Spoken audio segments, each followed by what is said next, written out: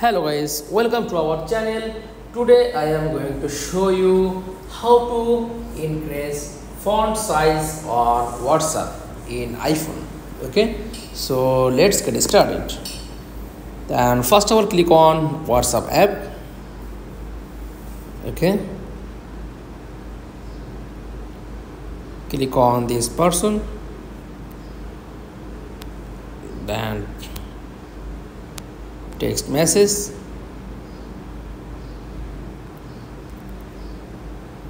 then back, click on settings, tap on search bar, then search on text size.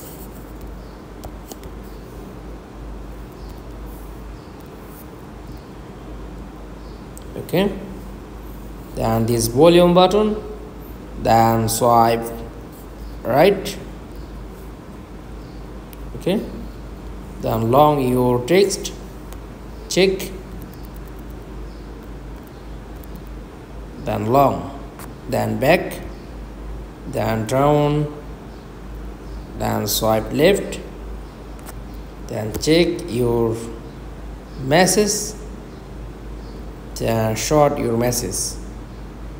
That's all. Thanks for watching. Please like, comments and subscribe. Thank you.